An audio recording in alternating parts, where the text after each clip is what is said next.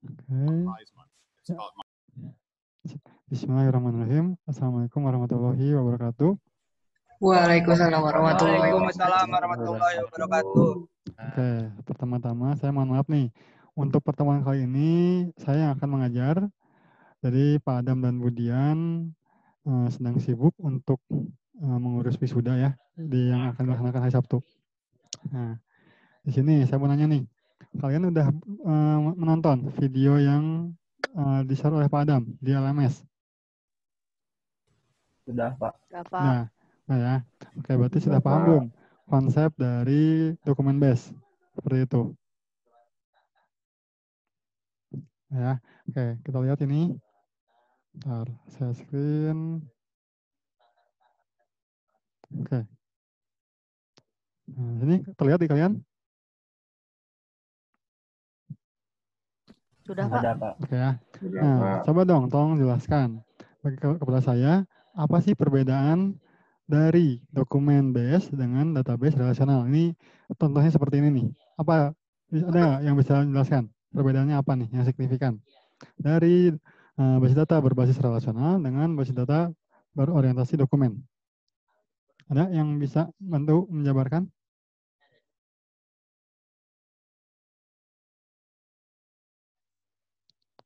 Kalau kalian sudah menyaksikan harusnya bisa paham. Karena pertemuan kali ini kita akan praktek dulu nih, praktekum. Bagaimana sih implementasi dari basis data dokumen tersebut. Cuman kan saya harus memastikan, kalian paham nggak konsep dari basis data relasional dengan konsep basis data berbasis dokumen. Seperti itu. Ayo, ada yang bisa menjelaskan ini? Pak, kalau basis data relasional itu bentuknya barisan kolom, tapi kalau basis data ini berbasis dokumen itu dia bentuknya itu file gitu. Filenya itu biasanya ada XML atau JSON. Nah kebetulan kalau di gambar ini filenya JSON ya. Nah seperti itu, Pak. Oke, ada lagi yang lain?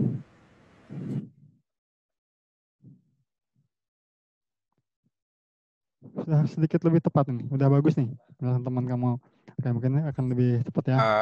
Mau coba ngejelasin Pak boleh? Boleh, silahkan. Kalau buat basis data relasional sendiri itu biasanya bentuk datanya structured, jadi ada definisi sebuah struktur khususnya.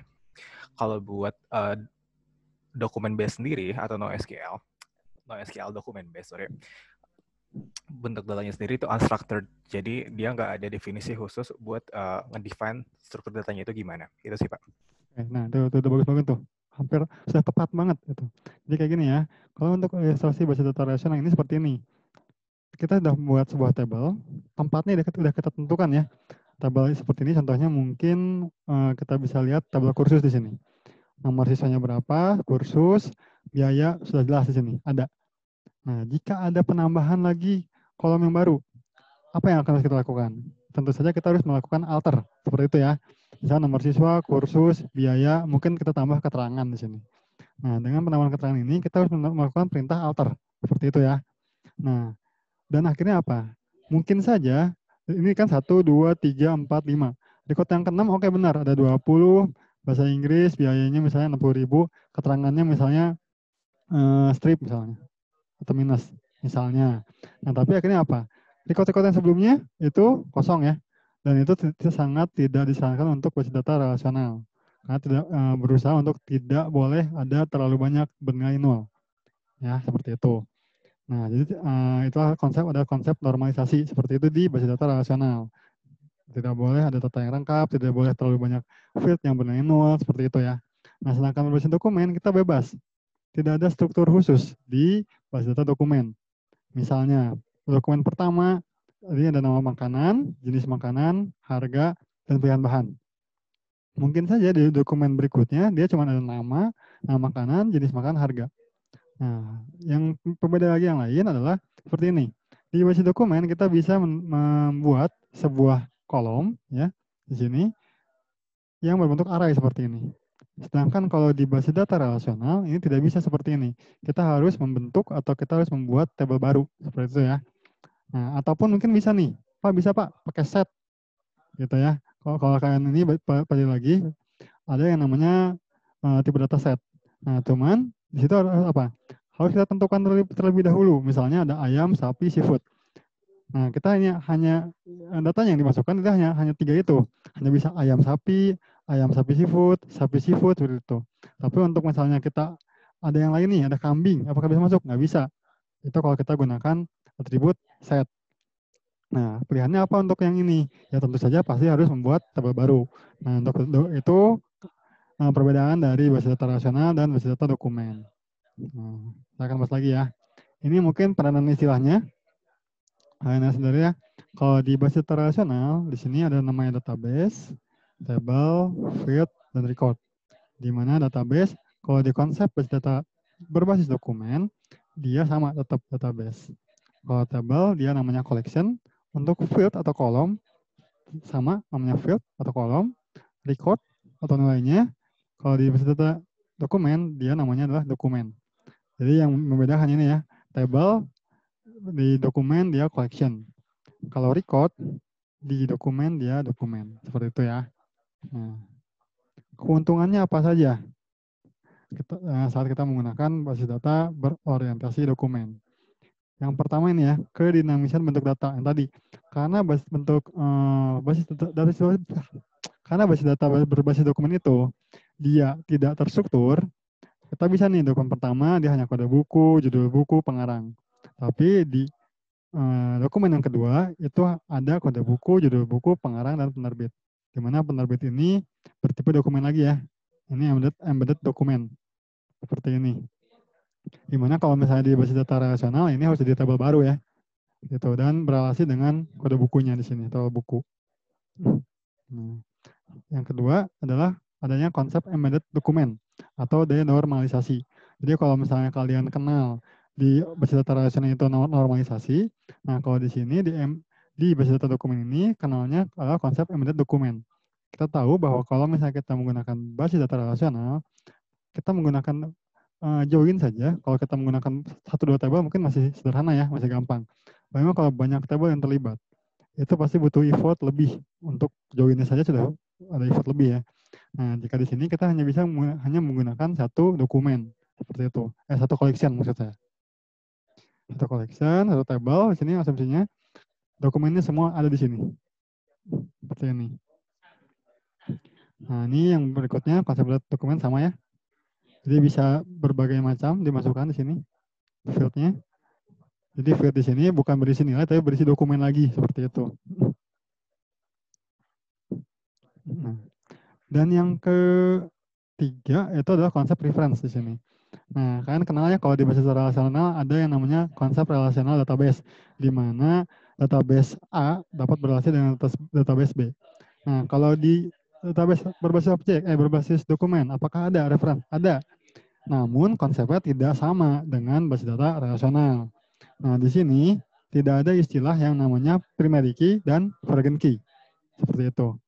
Nah, di sini kalau kita mau menuliskan atau mereferensikan, kita harus menuliskan secara manual yang sama dengan ini. Seperti itu. Dan yang bedanya lagi adalah kalau misalnya kalian lihat konsep basis data relasional ya, kalau misalnya tabel anak dan tabel orang tua berrelasi, berarti apa? Data yang ada di tabel anak datanya harus ada di tabel orang tua ya, diturunkan kan gitu. Kalau di konsep basis data dokumen itu tidak harus ada. Jadi anak itu bisa punya ID yang mereferensi tapi tidak ada di tabel orang tuanya. Karena konsep referensinya di sini berbeda dengan konsep referensi di basis data relasional. Seperti itu ya. Untuk bisa menerapkan dokumen oriented database dibutuhkan DBMS yang sesuai. Nah, di sini kita akan menggunakan MongoDB yang termasuk dalam NoSQL database. Ini ya. Karena basis data dokumen adalah termasuk dalam ruang lingkup basis data NoSQL. Ada banyak basis data NoSQL ya. Graph, ada yang search engine, dan lain-lain. Itu bisa cari sendiri. NoSQL dokumen di sini salah satu lingkup dari NoSQL database. Nah, kita akan menggunakan MongoDB. Nah, kita hand on code. Nah, kita masuk ke code-nya. Nah, di sini, oke. Ini slide yang saya buat untuk pertemuan kali ini tentang manajemen data dan pengetahuan untuk basis data berbasis dokumen. Nah, ini sudah saya jelaskan tadi ya. perbedaan MongoDB itu kenapa tidak sama dengan MySQL atau Oracle yang termasuk dengan database berrelasi, database relasional. Nah, ini penanaman istilahnya. Nanti juga ini akan diupload ya ke LMS, nanti bisa dilihat aja. Nah, berikutnya kita akan melakukan persiapan MongoDB-nya. Di sini saya asumsikan kalian sudah bisa ya install MongoDB. Di sini udah install MongoDB semua belum? Sudah, Pak. Sudah ya? Pak, sudah, Pak. Ada yang sudah mencoba belum MongoDB-nya? Ada yang sudah mencoba? Minimal query-query sederhana gitu ya. Bikin table misalnya. Oh maaf, bikin collection kalau di sini. Bikin collection. Lalu input dokumen. Belum. Ini Belum, sebenarnya, nah sebenarnya di sini kalian bisa lihat di dokumen MongoDB-nya. Gitu ya. doc.mongodb itu bisa tinggal cari. Seperti itu. Ini saya akan tutorial, ini materinya cukup singkat ya, maksudnya singkat tuh saya tidak akan membahas semuanya, ini hanya dasar-dasar saja seperti itu ya. Kalau untuk pengembangannya ya tinggal kalian cari. Atau MySQL pun di mata kuliah basis data yang saya ajar waktu itu juga hanya sintaks-sintaks sederhana ya, sintaks-sintaks dasar saja. Ini pun sama, saya akan ajarkan sintaks-sintaks dasarnya. Nah di sini untuk persiapan kita akan menggunakan shell atau command prompt. Sama ya seperti ada basis data, saya pun lebih senang menggunakan command prompt seperti itu. Jadi supaya biar kalian lebih memahami konsep bagaimana sih penulisan query-nya gitu kan belakangnya. Nah, di sini saya sampaikan kalian sudah menginstal semuanya, MongoDB-nya sudah diinstal di kalian. Entah mau pakai yang Linux, pakai yang Windows atau pakai yang Apple, itu silahkan. Perbedaan hanya sedikit saja. Nah di sini untuk pertama kali kita buka dulu command prompt-nya. Kita buka command prompt lalu kita masuk ke direktorinya. Ingat ya, kalau kita masuk ke direktori, jika ada spasi, kita gunakan kutip seperti ini. Nah, ini seperti ini ya. Belum kelihatan ya? Lihat, maaf. Bentar ya. Nah, terlihat.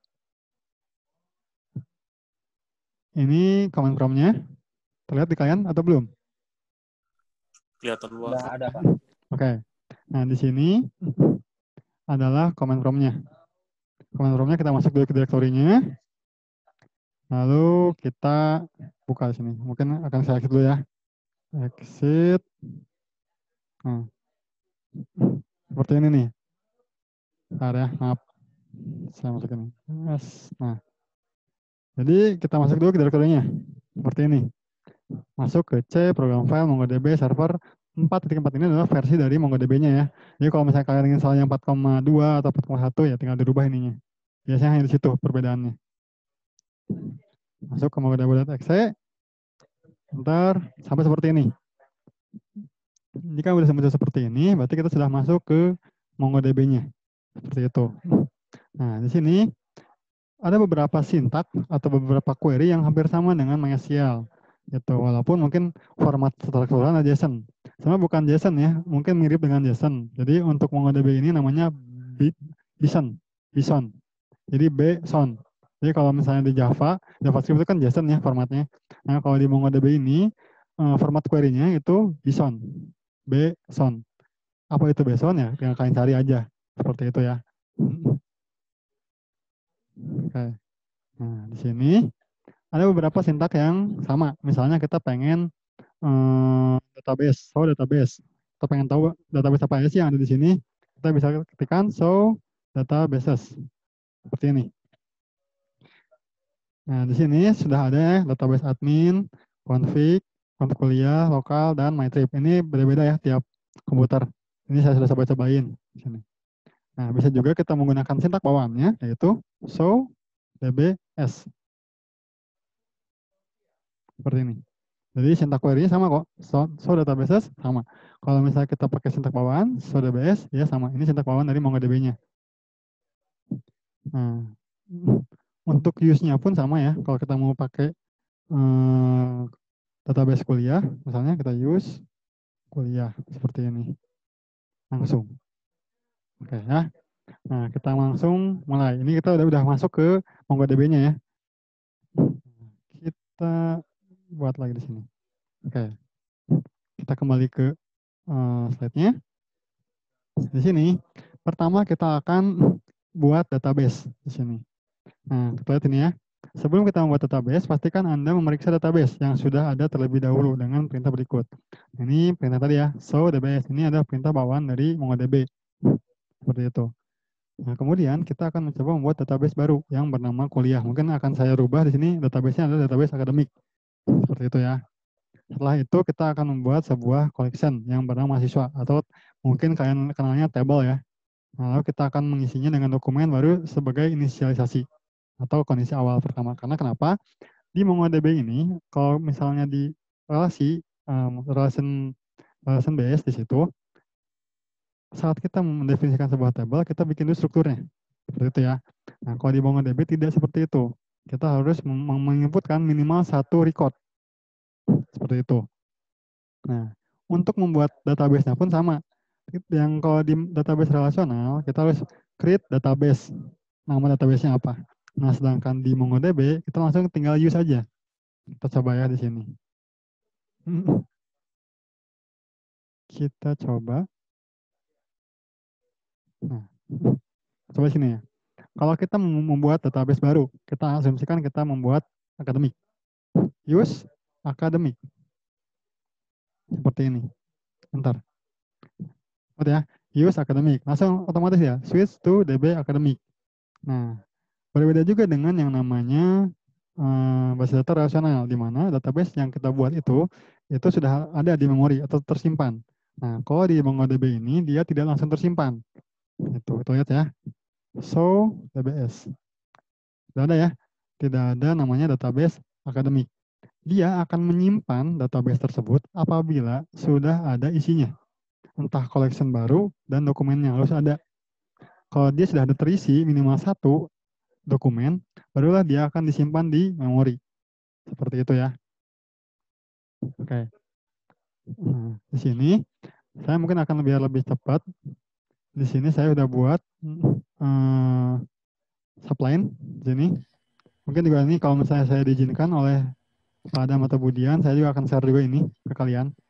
Ini adalah beberapa petunjuk bagi kalian bahwa ini loh ada perintah MySQL di sini. Nah, ya, ada perintah MySQL di sini. MySQL seperti apa? Lalu untuk di MongoDB seperti apa?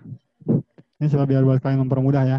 Nah, kalau di MySQL untuk database baru, kita harus create database dulu, lalu di use. Nah, kalau di MongoDB tinggal kita use saja. Nah, berikutnya kita membuat collection atau table kalau di MySQL. Nah, di sini biasanya kalau di MySQL kita gini ya, bikin dulu create table mahasiswa, lalu definisikan kolom-kolomnya apa saja dan tipe datanya serta atribut lainnya. Seperti itu ya. Kalau di MongoDB kita harus mendefinisikan atau memasukkan minimal satu dokumen. Nah, untuk menginputkan ini ada 3 tipe. Ini metode ya. Insert ini adalah metode. Nah, jadi di sini metode untuk insert ini ada yang namanya insert. Oh maaf, ini nggak kelihatan ya. Ini ada yang insert. Ada yang insert one. Ada yang insert money. Seperti ini. Mungkin akan lebih mudah kalau pakai subline ya. Ada kayak autocorrect-nya gitu ya. Insert one, dan insert many. Seperti ini. Perbedaannya apa? Nah, kalau kita tahu ya, kalau insert dan insert one hampir sama nih. Ini sama-sama untuk perintah insert. Bedanya, kalau insert one ini jelas ya. Yang namanya saja one. Berarti hanya untuk insert satu dokumen. Kalau insert money, ini untuk banyak dokumen. Kalau insert ini adalah default-nya. Default dari MongoDB-nya. Cuman untuk biar kita memperjelas ya, kita mau menginput berapa dokumen sih? Apakah kita menginput banyak dokumen atau hanya satu dokumen? Nah, saya akan menyarankan menggunakan insert one atau insert money. Seperti ini ya. Nah, oke, kita definisikan pertama nih. Nah, yang pertama adalah kita masuk ke sini nih. DB mahasiswa insert. Ini ya. Jadi format penulisannya bagaimana? Nah, di sini ya, format penulisan untuk insert atau kita membuat sebuah collection baru adalah DB, lalu nama collectionnya, nama koleksi, lalu metodenya di sini. Karena ini kita menginputkan, berarti metodenya adalah insert. Entah insert one atau insert money. Seperti itu. Nah, Biasanya kalau metode itu pasti ada kurung buka, kurung tutup. Lalu ada dokumen, kita gunakan kurung kurawal. Seperti ini ya. Ini format tulisannya. Jadi insert, nama koleksinya apa, atau mungkin nama table di MySQL, lalu insert one atau insert money. Metode, lalu dokumennya apa. Nah, di sini kita bisa isi apapun. Ya, oke. Nah, di sini biar cepat. Kita copy, yang sini sudah ada ya. Kita copy.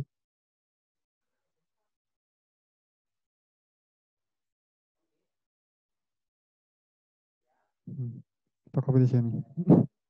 Bentar. Nah, saat kita memasukkan insert di sini, pastikan sini ya. What result and insert 1. Ini beda-beda ya, tiap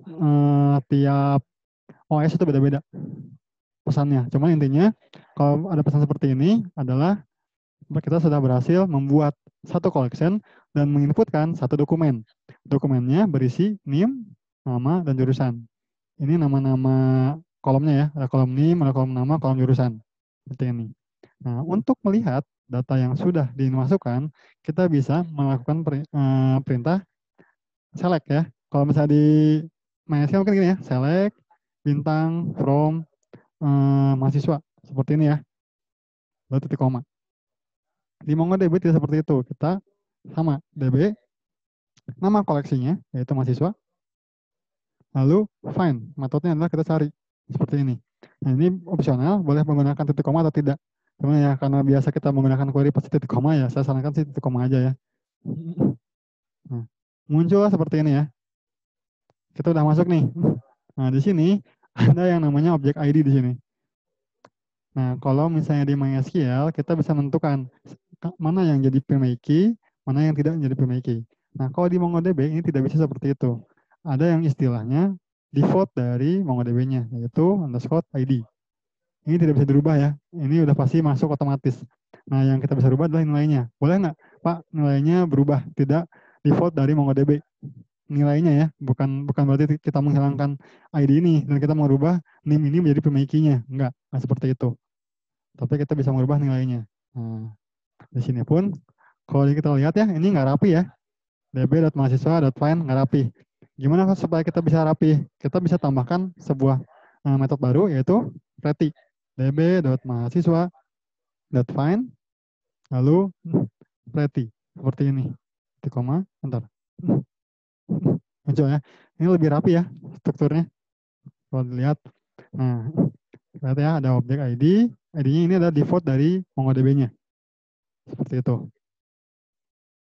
Name, nama jurusan yang tadi kita inputkan. Seperti itu. Nah, kita lihat nih bagaimana kalau kita merubah ID-nya. Nilai dari ID-nya boleh nggak? Nah, kita lihat di sini.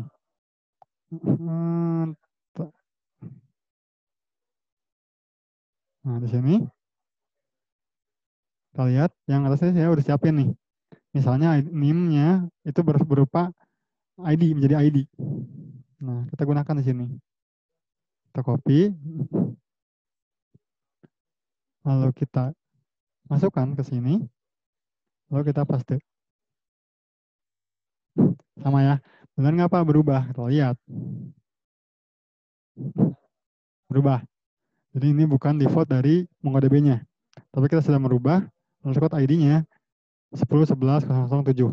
Nah, di MongoDB itu ini atau fit underscore ID ini adalah primary key-nya. Seperti itu ya. Jadi kita tidak bisa menentukan primary key-nya. Kalau di MySQL bisa ya. Kolom name akan jadi primary key, kolom nama jadi primary key. Nah, kalau di MongoDB tidak ada istilah seperti itu. Jadi dia punya ID sendiri, yaitu underscore ID di sini. Kalaupun kita tidak masukkan seperti ini ya, ini kita tidak masukkan ya, db.mahasiswa insert NIM-nya 10.11.001, nama, jurusan. Kita tidak menginputkan ID-nya, tapi dia akan selalu otomatis. Jadi kalau kita inputkan seperti ini, ya dia akan berubah. Underscore ID-nya dia akan sesuai dengan apa yang kita inputkan. Seperti itu ya. Oke, di sini kita sudah punya 2 dokumen. Itu. Ini ada dokumen standar ya. Dokumen standar. Oke, kita masuk lagi ke slide-nya. Oke. Ini sudah ya, sampai pretty di sini. Nah, berikutnya Misalnya kita membuat dokumen baru nih, kita mau menyisipkan. Jadi kalau saat kita membuat collection baru, itu sudah pasti minimal ada satu dokumen. Harus. Nah, baru kita pengen menginputkan apa namanya tuh dokumen baru. Bagaimana? Nah, ini ada perintah-perintahnya nih. Nah, contohnya seperti ini nih. Kita untuk kalau misalnya hanya menginputkan satu dokumen, ya contohnya seperti ini ya. DB mahasiswa insert 1, NIM 1011-002, nama Budi Susendi. Jurusan informatika. Lalu kalau misalnya yang insertnya banyak, nah seperti ini ya. Subline-nya. Nah, seperti ini. Bisa pakai insert 1. Nah, ini supaya biar rapi saja ya. Kalau walaupun kalian tulisnya satu baris, ya silahkan. DB.mahasiswa insert 1. Ini sama nih. Ini perintahnya sama kayak gini ya. Perintah MySQL-nya. Insert into mahasiswa value, apapun value-nya di sini. Nah, kalau insert many di sini, sama untuk memasukkan lebih dari satu dokumen ke dalam satu collection. Di sini MySQL-nya insert into mahasiswa value seperti ini ya. Kalian udah paham lah ya kalau untuk MySQL perbedaannya. Nah, kita coba masukkan di sini nih. Insert 1 di sini. Karena saya sarankan gunakan ini, insert 1 atau insert many.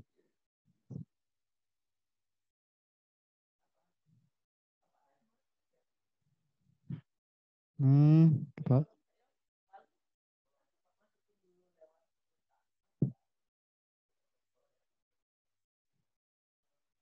nah, seperti ini. Kalian lihat ya. Di sini saya sudah masukkan insert 1, NIM-nya, nama Budi Susendi, jurusan informatika. Dia akan muncul, acknowledge true. Insert ID-nya, dia muncul nih. Ini ID yang akan ID dari dokumen ini. Yang NIM-nya 1011-002. Nah, insert many. Di sini berurutan ya. Dokumen berikutnya adalah 1011-003, lalu 1011-004 NIM-nya. Objek ID untuk masing-masingnya kelihatan ya di sini. Nah, kita lihat lagi nih. db.mahasiswa.find.pretty. Muncul semuanya. Mana ya? Sama. Ini untuk dokumen yang standar ya. Pak, ini mah tuh berarti sama aja Pak kayak MySQL. Kenapa? Ya ini kan sama Pak. Ada NIM nama jurusan. Yang lainnya pun sama. Ada NIM nama jurusan. Nah tadi kita bahas tadi bahwa ada beberapa konsep dari database berbasis dokumen. Ada yang disebut array, ada yang disebut reference, ada yang disebut embedded data atau denormalisasi. Nah kita akan masuk nih.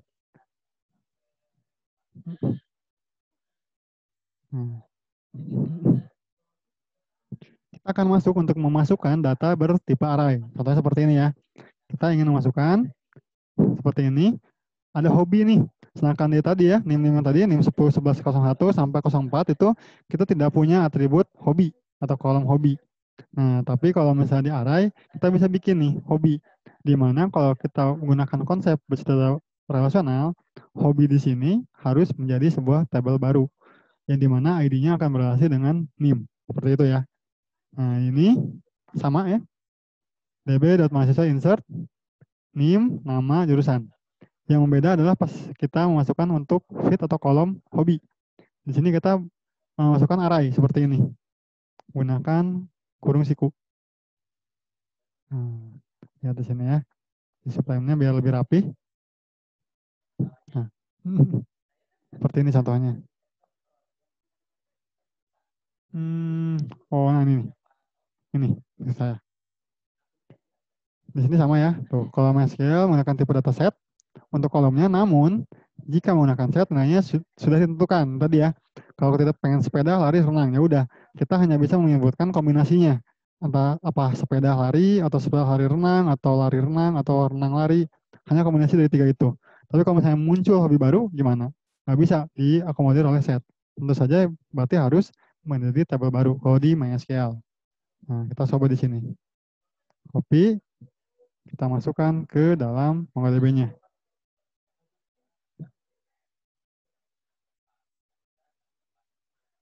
Oke, ya. Masukkan db.mahasiswa insert 1, NIM-nya 10.11.05, nama E Sikuaisi, jurusan informatika, hobinya dia punya sepeda, lari, renang. Insert ID-nya, ya ini adalah ID atau primary key-nya dari dokumen ini yang kita masukkan. Kita lihat lagi di sini. Beda ya.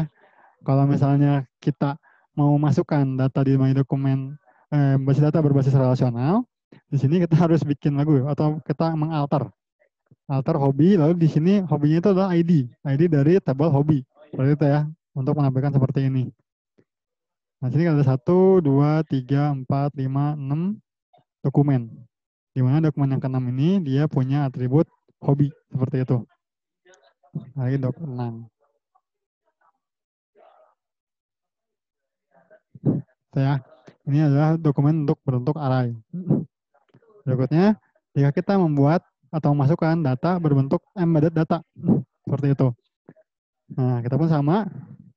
Asumsinya gini ya, kalau di embedded data ini, di dalam dokumen ada namanya atribut alamat di sini ya, contohnya. Yang isinya itu bukan nilai, tapi dokumen lagi gitu ya. Jadi ada yang bertanya? Based on, apaan tuh? Oh, okay. Ya, nah ini ya. Jadi kalau misalnya dari dokumen embedded di sini, kita tahu bahwa kita punya dokumen baru di sini, dan ada atribut nih, atribut dengan nama alamat. Nah, isinya apa? Kalau di yang lain, nih nama jurusan ini isinya nilai. Nah, kalau di sini, alamat di sini isinya adalah dokumen itu sendiri. Ada dokumen di dalam dokumen, seperti itu. Ini pun sama konsepnya seperti array tadi ya. Kalau misalnya di database relasional, dia harus menjadi tabel baru. Nah, ini pun sama penginputannya ya. db.mahasiswa, insert, NIM, nama, jurusan, alamat. Nah, pasti alamat, bikin lagi dokumen. Ya tadi ya formatnya ya. Kalau kita mau bikin dokumen, gunakan kurung kurawal. Seperti itu. Nah, kita lihat lagi di embednya ya, supaya biar kelihatan lebih rapih, biar kelihatan. Nah, seperti ini. db.mahasiswa, insert one, NIM 10.11.006, namanya, jurusan, alamat. Karena di sini kita mau menginputkan dokumen lagi, maka gunakan kurung kurawal buka, kurung kurawal tutup. Nah, jadi mungkin kalau kalian mau menuliskan query ke dalam MySQL, ke dalam cell-nya, mau ke DB cell di sini, saya sarankan gunakan Notepad dulu ya. Jadi kita call-thread dulu. Kenapa? Ya mungkin ini ada beberapa mahasiswa saya yang sudah tahu ya, kalau saya tuh menyarankan call-thread dulu di Notepad. Kenapa? Kalau misalnya terjadi kesalahan, artinya apa? Kita harus mengubah seluruhnya. Seperti itu ya. Beda kalau misalnya kalian gunakan mungkin phpMyAdmin. Nah, kalau di MongoDB ada nggak Pak kayak phpMyAdmin? Ada. Namanya MongoDB Compass. Itu kalian pelajari sendiri. Itu konsepnya sama kayak phpMyAdmin. Ya. Nah, kita copy di sini nih. Kita copy. Kita paste. Nah. Masuk lagi seperti ini ya. Pas kita input, satuan, NIM, nama, jurusan, alamat, ini. Jadi kalau misalnya di MySQL mungkin titik koma itu menjadi penentu atau akhir dari query ya. Nah kalau di sini adalah kurung tutup. Jadi akhir dari query-nya. Jadi titik koma ini opsional. Namun saya mungkin menyarankan ya kita gunakan titik koma karena kita membiasakan itu ya untuk saat kita menggunakan sebuah query. Walaupun jenis query-nya dan penulisan query-nya berbeda. Seperti itu ya. Oke, kita lihat lagi. Muncul nih, dokumen ke-7. Ini adalah dokumen bertipe embedded. Seperti itu. Nah, terus gimana Pak kalau untuk yang reference? Dan tadi ya, konsepnya tidak seperti basis relasional. Asumsinya di sini ya. Asumsinya di sini kita punya database atau punya collection mahasiswa dan juga punya collection nilai mungkin ya, lebih. Jadi punya mahasiswa, nilai dan punya mata kuliah mungkin. Nah, saat kita menginsertnya, itu agak ribet. Ribetnya apa? Kita harus tahu ID-nya. Jadi kita ketikkan lagi, seperti tadi ya, insert one to table apa ya, to collection apa di sini, db.mata kuliah ya, standar ya. Pas db.nilai, di sini ada, kita tahu bahwa dia berrelasi dengan mahasiswa dan berrelasi dengan mata kuliah. Berarti di sininya nih, ada ID-nya, ini ID dari collection nilai, lalu di sini ada nih, ID mahasiswa. Sama dengan, nah ID-nya ini, dimasukin. kita ikut tulis manual, agak ribet kan gitu. Jadi konsepnya tidak sama dengan basis data relasional seperti itu. Pengaksesannya bagaimana? Sama. Tidak sama persis dengan basis data relasional. Tidak ada join-join seperti itu, tidak ada. Oke. Kita lihat lagi. Sini kita share screen lagi di sini. Nah, oke. Ini untuk membuat dokumen baru. Nah, menampilkan kelihatan ya di sini. Menampilkan pun di sini saya akan jelaskan hanya beberapa di sini. Nah, ini udah kan tahu ya. DB mahasiswa.find. Berarti artinya kita menampilkan seluruh datanya. Kalau Pretty ini sama kayak yang /G kalau di MySQL. DB select bintang from mahasiswa /G itu dia akan jadinya ke bawah, gitu ya.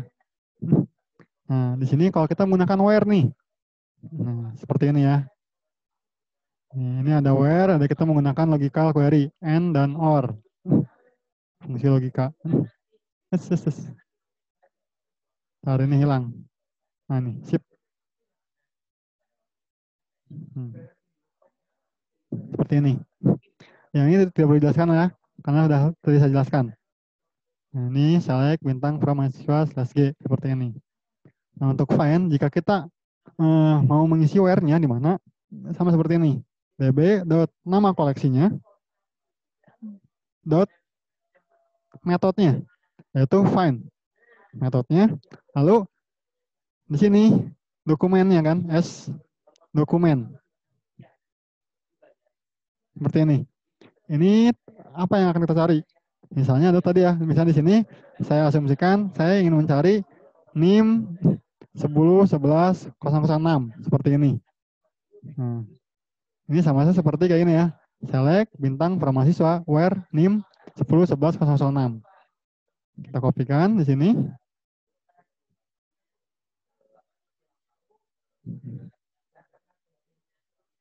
Akan muncul seperti ini. db.mahasiswa.find apa yang kita cari where-nya ya di sini kondisinya yaitu yang NIM-nya 10.11.006. Berarti supaya biar rapi. Kalau nggak pakai pretty dia akan jadi kayak gini ya. Nah ini kan kalau di standarin kita nggak pakai pretty nih misalnya. Seperti ini. Agak susah untuk membacanya seperti itu ya. Jadi kita gunakan pretty seperti ini. Oke. Ini untuk yang find untuk mencari data dengan satu kondisi.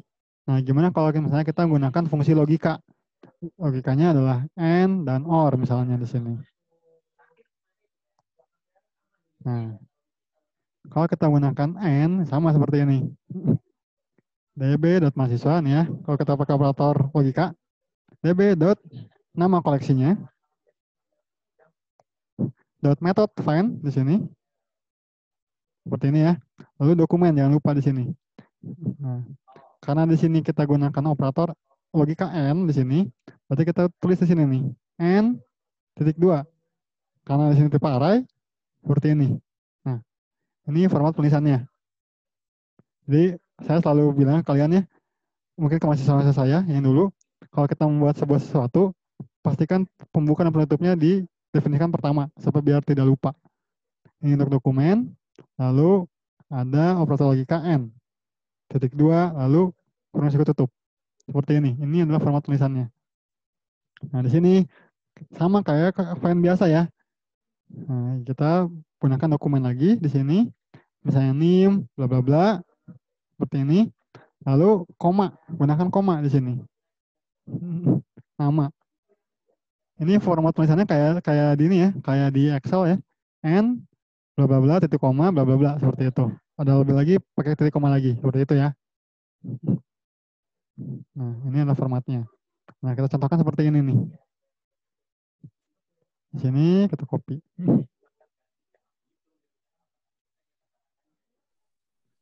Ini mungkin tidak perlu dijelaskan ya, bedanya N sama OR ya. Udah pasti udah tahu kalian. N itu berarti kondisinya harus terpenuhi dua-duanya. Kalau OR itu salah satu kondisi terpenuhi, maka dia akan tampil. Nah, seperti ini. Oke, seperti ini. Define untuk yang N di sini, dia ada ID, NIM, nama jurusan. Yang NIM-nya 10/1 dan namanya Asep Supandi. Kalau untuk OR seperti ini. Nah, saya akan tentukan sini ya.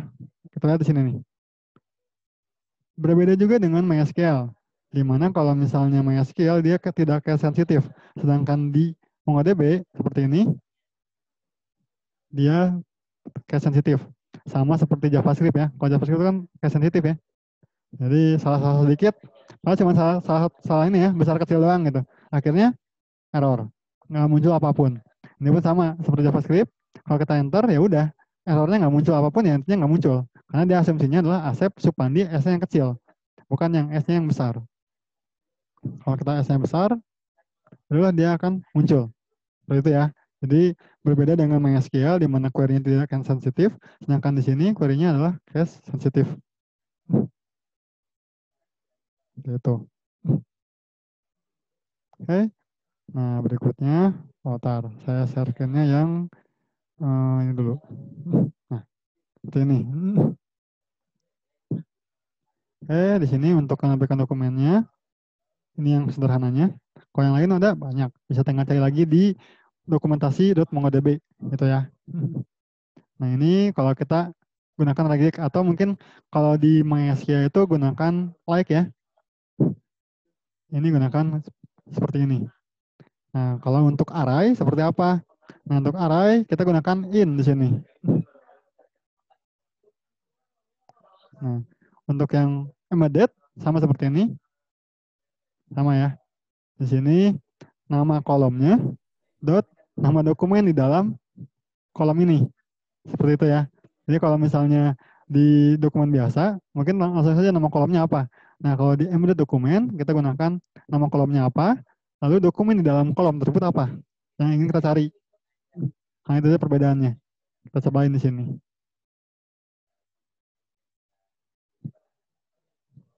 Seperti ini. Nah, ini sama ya, select bintang from mahasiswa where nama like. Seperti ini ya, kalau di MySQL. Nah, kalau ini seperti ini, kita gunakan backslash di sini. Copy. Ini pun sama. Ini mungkin ya, akan cobain di sini. Jadi kalau yang hanya satu, ya langsung saja seperti ini. Kalau misalnya ada dua array di sini, ya berarti kita gunakan sepeda, koma, renang seperti ini. Kita copy saja dulu.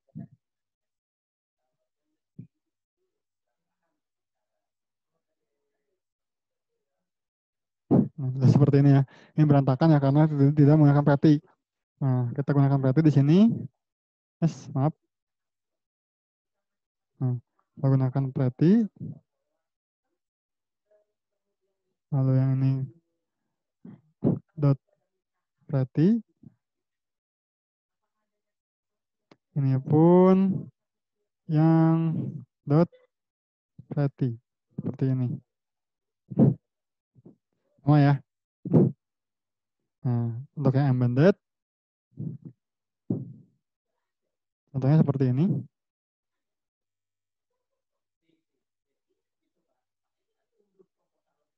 Kita gunakan dot pretty, biar rapi. Nah, kalau pakai operator logika, di sini kita gunakan n contohnya, misalnya dot pretty. Seperti ini. Ini formatnya sama ya, sama saja seperti dokumen biasa. Yang bedanya adalah kalau untuk yang embedded dokumen, kita gunakan nama kolomnya, lalu nama kolom di dalam dokumen berikutnya, di kolom ini ya. Alamat dot kota, alamat dot kecamatan. Untuk yang array seperti ini, jadi ada kurung sikunya. Oke. Ini sama tinggal di copy paste ya, yang ada di slide pun yang akan saya bagikan ini sama. Berikutnya nih, jadi kan tadi kita udah bikin dokumennya, udah mencari atau menampilkan datanya. Nah, berikutnya adalah memperbaharui atau update di sini. Karena nggak mungkin dokumen yang tidak terupdate ya, misalnya di sini. Ini sama, contohnya adalah untuk dokumen yang biasa. db.mahasiswa update, ini adalah where-nya di sini. Set namanya, misalnya kita rubah namanya jadi Heri Susanto. Kita tahu bahwa NIM 10/1 adalah Asep Supendi ya kalau nggak salah, apa Suhendi, lupa saya. Asep Suhendi, intinya Asep lah ya. Nah di sini kita rubah nih, dia jadi Heri Susanto.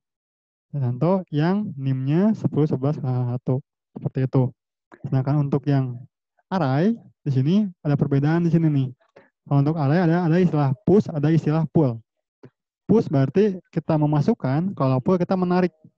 Seperti itu ya. Nah, untuk mengubah suatu nilai kolom embedded sama seperti saat kita mencari. Ini jangan seret-seret ya di zoom-nya. Nah, jadi di sini untuk yang embedded dokumen, embedded mahasiswa.update, ini sama where-nya, lalu kondisi apa yang akan kita update. Seperti ini. Nah, kita searchkan lagi yang di sini. Ya. Nah, jadi untuk mengubah dokumen, kita gunakan metode update di sini. Nah, yang pertama ini ya sama kayak seperti update mahasiswa set namanya Heri Susanto, where NIM-nya. Seperti ini kan kalau di MySQL. Nah, kalau ini seperti ini. Jadi db.nama koleksinya dot gunakan metode update. Lalu di sini seperti ini.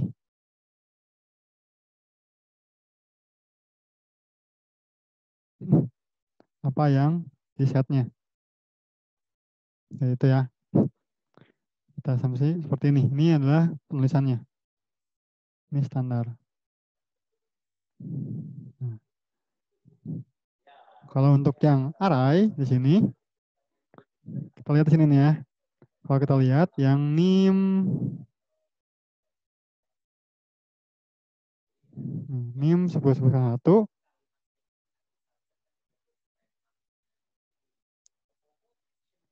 NIM 10.11.005 tadi ya.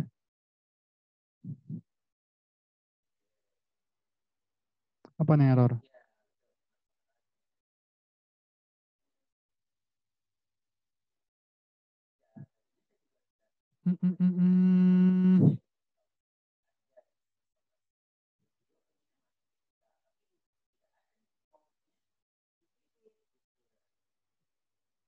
Kosongnya 3 mungkin.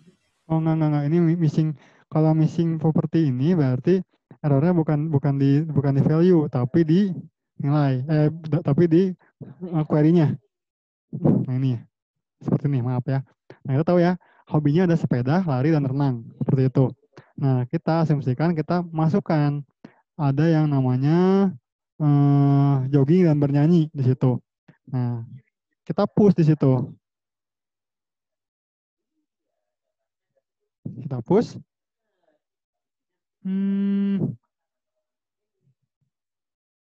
Ini kalau di dalam ini itu seperti ini. Kalau ada error, ya kita harus cek di sini nih.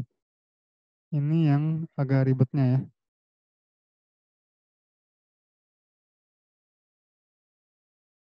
Nah, kita lihat di sini apa yang salah.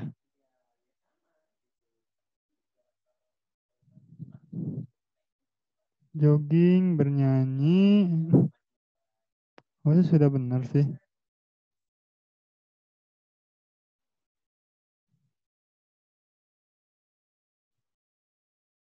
Nah, kan hobinya di sini hobi bentul. Ada jogging dan bernyanyi. Jogging, bernyanyi. Mungkin. Oke. Apa yang salah di sini?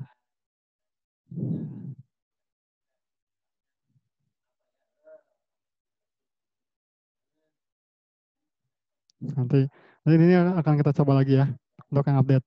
Tapi formatnya seperti ini, gitu ya. Ini mungkin biar cepat, mungkin kalian bisa cari di situ ya. Jadi di sini dosen itu bukan berarti dosen jago ya. Jadi mungkin aja terjadi kesalahan di sini. Oke. Kita coba dulu nih, jangan-jangan yang update-nya pun agak ngaco nih. Bentar ya. Embedded dokumen dia. Nah, kalau embedded sama bener nih. Sama untuk yang mungkin yang arah nanti saya lihat lagi dokumentasinya. Mungkin kalian juga bisa lihat lagi dokumentasi di MongoDB-nya. Seperti itu ya. Jadi kalau untuk yang dokumen atau yang embedded dokumen di sini seperti ini, ya sama ya. Set alamat jalan, jalannya di sini. Harusnya sih benar sih. Saya jujur malah jadi penasaran sebenarnya. Tapi tidak ada masalah sebenarnya. Mungkin itu harus pakai kurung siku, Pak. Mana? Di hobinya Sininya? itu iya. Kita coba kurung siku gitu ya. Kita coba ya kurung siku. Misalnya, maaf. Nggak kelihatan kalian ya. Kita coba ya. Jujur penasaran sebenarnya.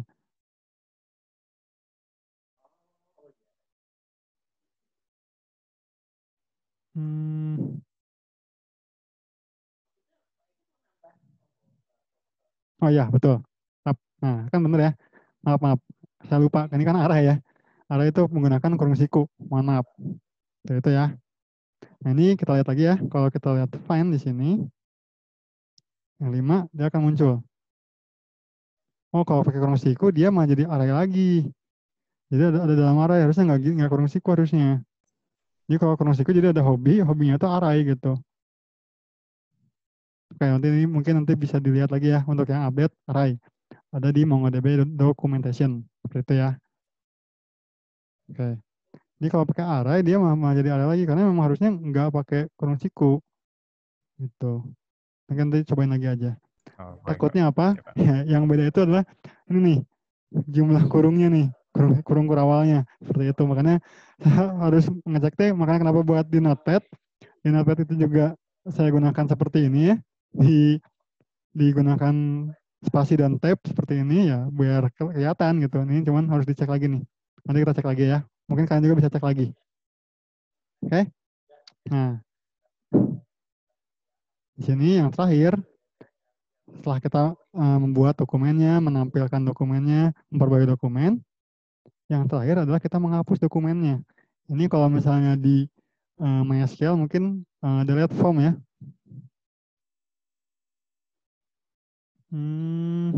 Nah, seperti ini. Kita meremove. Jadi db nama koleksinya, lalu remove. Kalau misalnya di MySQL mungkin ya delete form mahasiswa, where name-nya, yang lainnya seperti ini. Gitu ya. Ini untuk menghapus field atau kolomnya. Kita bikin sini, kita remove data yang NIM 01.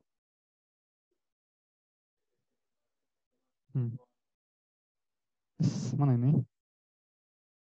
Kalau kalian lihat di sini, kita remove, dia langsung ya muncul white result and remove 1.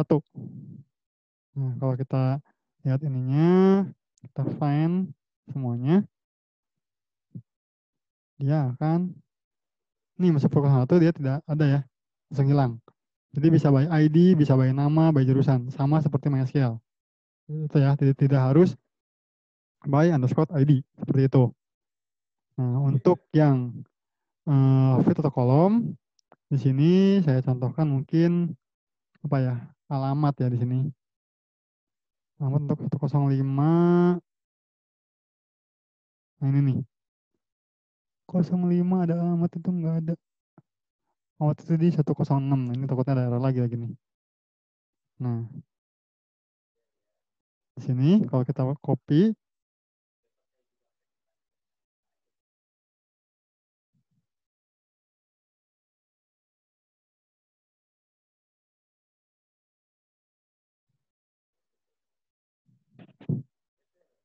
nah ini error lagi nih kayaknya nih.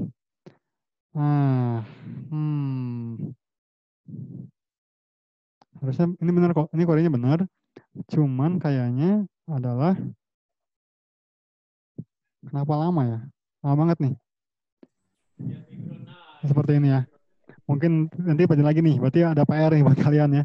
Update yang array sama yang menghapus feed atau kolomnya. Seperti itu ya. Mungkin bisa kalian cobain lagi. Ini itu perintah dasar. Saya mungkin agak miss di beberapa sintak ya. Satu miss itu adalah mungkin tidak terlihat di dokumentasinya. Jadi hanya salah beberapa baris gitu itu, atau mungkin codingan dikit ya, hasilnya error juga. Ini bedanya query dengan bisa ini seperti itu. Ya. Oke. Nah, yang terakhir ini untuk dokumen. Itu adalah menghapus collection atau menghapus database-nya. Collection-nya atau tabelnya ya. Ya makanya ini kenapa saya belum masukin di sini. Ternyata masih ada error di situ. Oke. Menghapus dokumen, lalu menghapus collection atau menghapus table. Dan juga menghapus database-nya. Ini sama aja ya. db.mahasiswa.drop, db.drop database. Jadi bedanya kalau misalnya di MySQL untuk database, kita ya delete drop database apa nama database-nya kan. Kalau di sini kita langsung saja db.drop database. Jadi kita use dulu, lalu kita hapus database-nya. Sama saja. Oke, nanti ini bisa kalian coba saja. Oke, nah ini beberapa perintah dasar. Mungkin ada beberapa error tadi ya. Itu ya kesalahan manusia wajar gitu ya. Nah, saya pun juga ya sama. Kita tuh belajar sama-sama di MongoDB collection, MongoDB documentation. Jadi tinggal cari lagi aja. Gitu. Itu lengkap kok di sana lengkap banget gitu ya. Jadi tinggal dipelajari saja sendiri. Oke. Nah, oke sampai di sini ada yang tanyakan? Cukup jelas sih Pak. Jelas. Nah, saya kembali ke ini ya. Saya mungkin membantu menjawab beberapa pertanyaan yang ada di apa namanya itu LMS. Saya searchkan lagi. Mana ini? Nah, mungkin saya sudah bikin rangkumannya ya. Ini tentang dokumentasi basis data berbasis dokumen. Oke, yang pertama dari Abdullah Al-Jufri ya.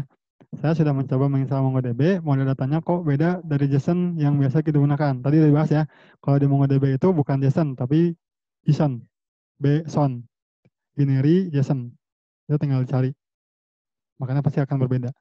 Nah, Pak, nomor 2 dari Jeffrey M. Assalamualaikum, Waalaikumsalam. Pak, saya mau bertanya, jika pada aplikasi terdapat proses transaksi, apakah cocok menggunakan MongoDB? Nah ini, cocok nggak menurut kalian? Cocok nggak? Nah, lihat ya.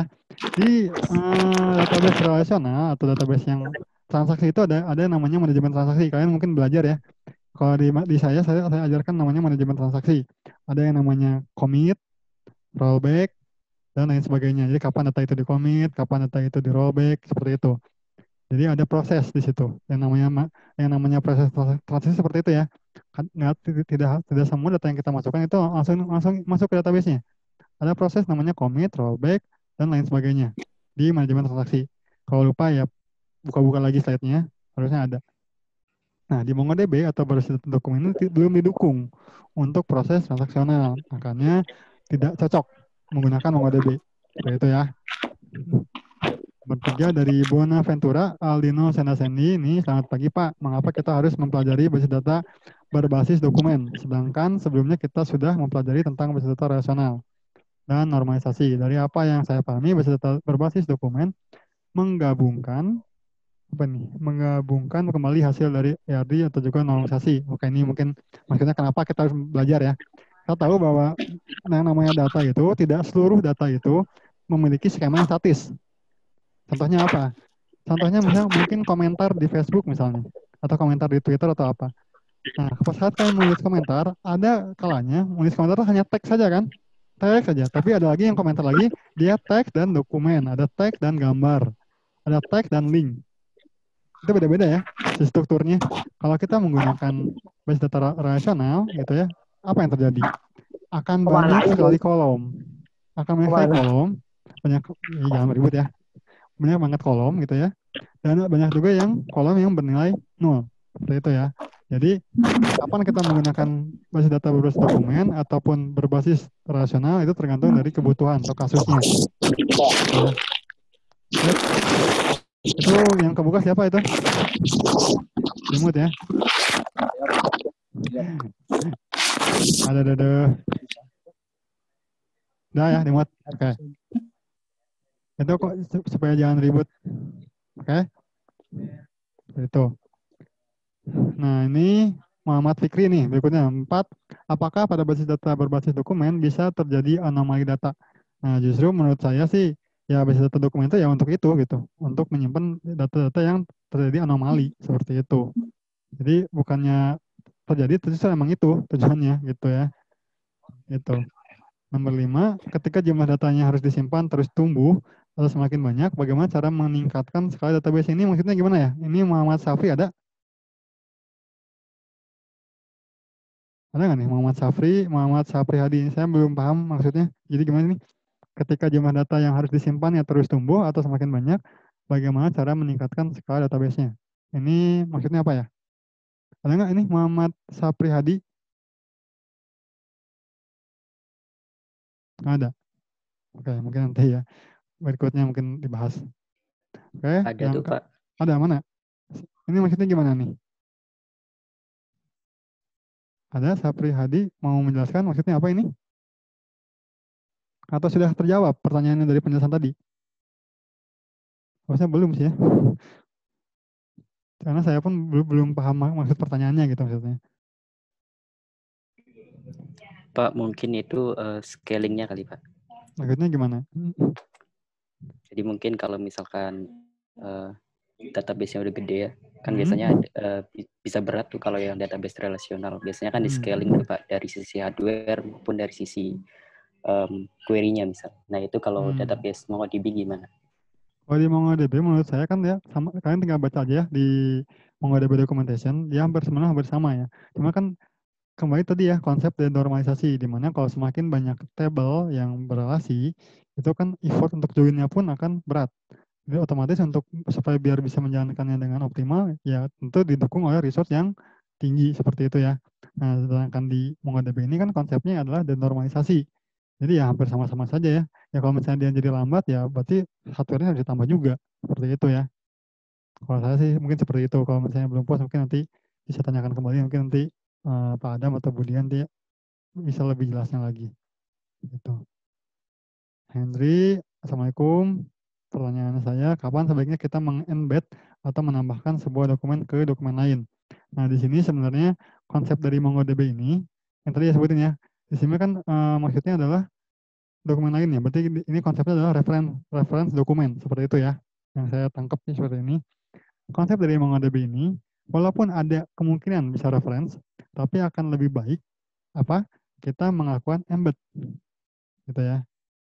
Nah, itu makanya perbedaan nih, ada perbedaan kapan kita menggunakan MongoDB, kapan kita menggunakan relasi database relasional.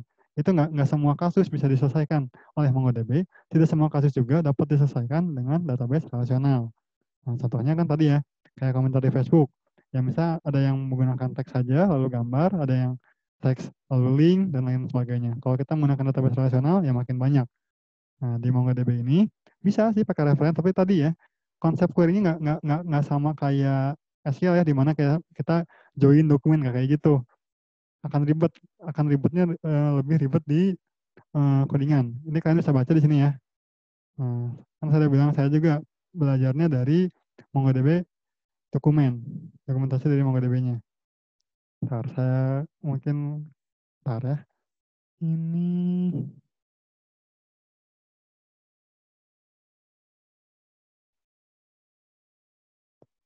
saya lupa nyimpennya misalnya.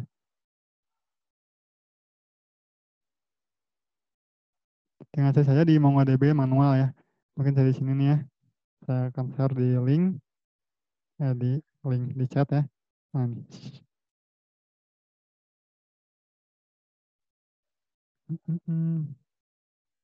Nah, di sini.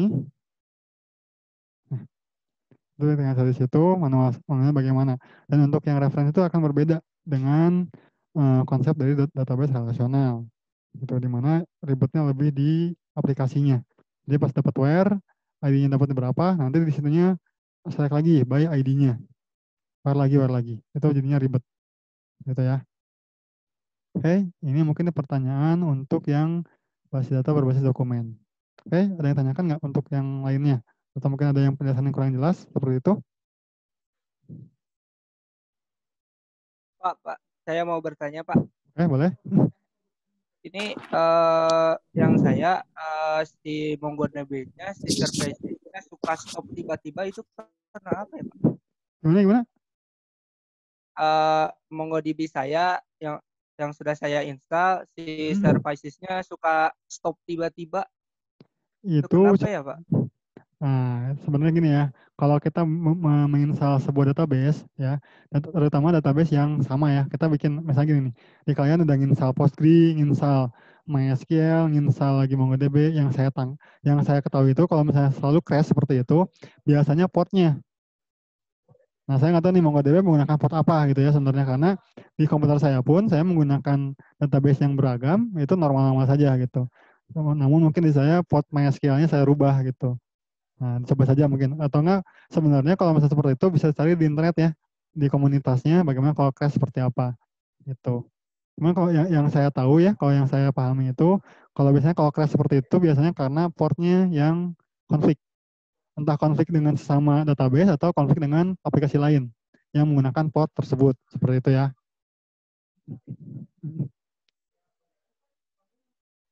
Oke, ada lagi? Cukup. Halo, masih berada di sini? Sepertinya cukup, Pak. Sepertinya cukup, Pak. Cukup ya.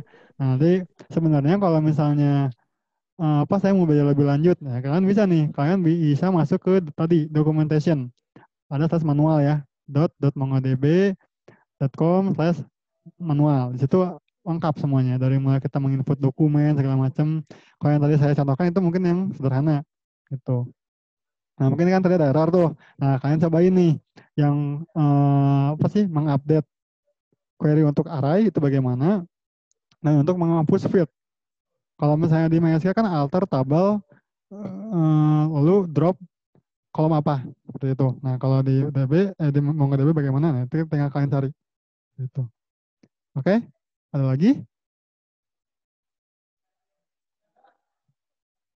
Cukup ya. Kalau tidak ada yang tanyakan, mungkin akan saya akhiri. Oh, ini banyak juga nih. Mungkin akan saya absen dulu ya. Baik, Pak. Apa ya? Kita cobain ya. Saya sebenarnya agak nggak tahu tuh ini pertemuan keberapa ya. Saya agak lupa. Kita jarang banget ngupdate di si Akad sebenarnya. Keempat, Pak, kalau nggak salah. 4 ya. Iya, Pak. Bentar. Kita absensi dulu.